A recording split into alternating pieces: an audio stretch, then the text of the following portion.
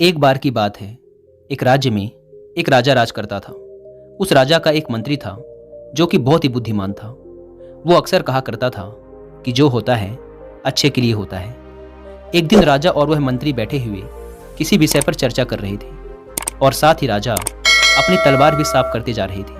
अचानक तलवार राजा के हाथ से छूटकर उनके पैर में गिर पड़ी और राजा के पैर की एक उंगली कट गई। यह देख राजा बहुत घबरा गए तो मंत्री ने कहा, चिंता ना करें महाराज, जो होता है अच्छे के लिए होता है। मंत्री के मुंह से ऐसी बात सुन राजा को मंत्री पर बहुत क्रोध आ जाता है और वह कहता है, मेरे पैर की उंगली कट गई और तुम कह रहे हो कि यह अच्छे के लिए हुआ है, इसमें क्या अच्छा है।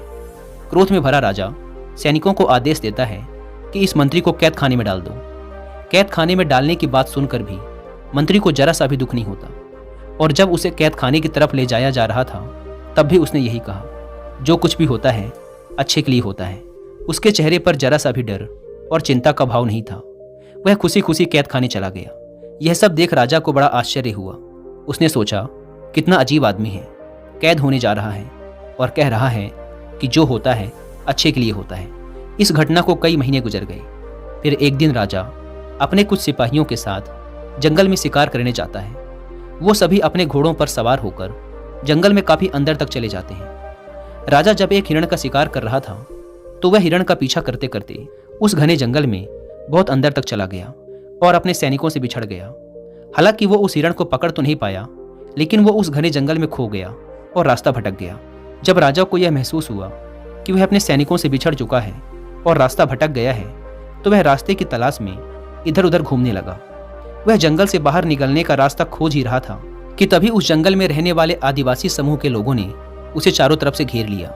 क्योंकि वह जंगल उसके राज्य की सीमाओं से बाहर था, इसीलिए वो आदिवासी लोग उसे पहचान न सके और राजा को बंदी बनाकर अपने आदिवासी कबीले में ले गए। वो आदिवासी लोग एक इंसान की खोज में थे जिसकी बलि देकर वो अपनी कुल देवी को प्रसन्न कर सके। उन्होंने राजा को लाकर एक पेड़ से बांध दिया। राजा ने बहुत प्रार्थना की कि मुझे छोड़ दो, लेकिन वो राजा की कोई भी बात नहीं समझ पा रहे थे। उन्होंने बलि देने के उत्सव की तैयारी शुरू की। वो खुशी के मारे बड़े बड़े ढोल बजाने लगे। उन्होंने राजा को नहलाया, उसे कपड़े पहनाए, उसके गले में फूलों की माला पहनाई और फिर पूजा आदि करके उसे बलि देने वाले स्थान पर ले जाया गया। वो राजा की बलि देने ही वाले थे कि तभी उस कबीले के सरदार की नज़र राजा के पैर की कटी हुई उंगली पर पड़ी। यह देखते ही उसने सारे ढोल नगाड़ों को बंद करवाया और कहा, हम इस इंसान की बलि नहीं दे सकते क्योंकि इसका शरीर अधूरा है। ऐसे अधूरे इंसान की बलि देने से कुल देवी प्रसन्न होने की बजाय क्रोधित हो जाएगी, इसलिए इस इंसान को छोड़ दो।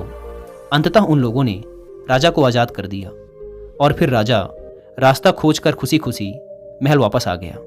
महल वापस आने के बाद राजा विचार करने लगा कि अगर उस दिन मेरे पैर की एक उंगली ना कटी होती तो आज उन आदिवासियों ने मुझे मार दिया होता। इसका मतलब मंत्री सही कह रहा था कि जो होता है अच्छे के लिए होता है। फिर राजा ने अपने सिपाहियों को आदेश दिया कि मंत्री को छोड़ दिया जाए। उसने मंत्री को पूरे सम्मान के साथ उसका मंत्री पद वापस दे दिया। फिर राजा ने मंत्री से पूछा, उस दिन मेरी उंगली कट गई, वो मेरे लिए अच्छा था, ये मुझे समझ आ गया, लेकिन तुम पिछले 3 महीने से कैद खाने में थे, तुम्हें बहुत सी मुसीबतें उठानी पड़ी, इसमें तुम्हारे साथ क्या अच्छा हुआ। यह सुन वह बुद्धिमान मंत्री मुस्कुराया और बोला, महाराज, मैं आपका सबसे प्रमुख मंत्री था और हमेशा ही आपके साथ रहता था। अगर मैं कैद खाने में नहीं होता तो उस दिन भी आपके साथ ही होता। उन्होंने आपकी कटी हुई उंगली देखकर आपको छोड़ दिया, लेकिन मेरा शरीर तो पूरा था और अगर उस दिन मैं आपके साथ होता तो वो लोग निश्चित रूप से मेरी बलि दे देते। इसलिए ये अच्छा हुआ कि उस दिन मैं आपके साथ नहीं था बल्कि कैद खाने में था। तो इस तरीके से उस वक्त खराब लगने वाली उस घटना ने आपका भी जीवन बचाया और मेरा भी। इसीलिए मैं हमेशा कहता हूँ कि जो कुछ भी होता है अच्छे के लिए होता है। दोस्तों, अगर हम अपनी ज़िंदगी में देखें तो पाएंगे कि कई बार हम ऐसे समय से गुजर रहे होते हैं जब हमें लगता है कि हमारे साथ सच में बहुत बुरा हो रहा है या फिर हमारे साथ ऐसा नहीं होना चाहिए था। लेकिन वो वक्त गुजरने के बाद जब हम पीछे मुड़कर देखते हैं तब हम महसूस कर पाते हैं कि उस समय जो कुछ भी हमारे साथ हुआ था वह हमारे अच्छे के लिए ही था। यहाँ तक कि हम अपने जीवन में घटने वाली हर घटना को अपनी बुद्धि से समझने की कोशिश करते हैं, लेकिन सच्चाई तो ये है कि हमारी बुद्धिमत्ता की भी एक सीमा होती है। हम किसी भी घटना के अच्छे या बुरे को केवल अपनी सीमित बुद्धि के दम पर नहीं समझ सकते। ये पूरी दुनिया कर्म के सिद्धांतों पर काम करती है। जिसने अच्छे कर्म किए उसे अच्छे फल मिलते हैं, उसके जीवन में खुशी और शांति रहती है, और जिसने बुरे कर्म किए उसे अपने जीवन में दुख भोगना ही पड़ता है। इसीलिए अगर आप अपने जीवन के बुरे समय से गुजर रहे हैं तो याद रखें कि समय बीतने के साथ आपके बुरे कर्मों के परिणाम खत्म होते जा रहे हैं। ये प्रकृति आपको आपके बुरे कर्मों का परिणाम देकर आपको निरंतर आगे ढकेल रही है।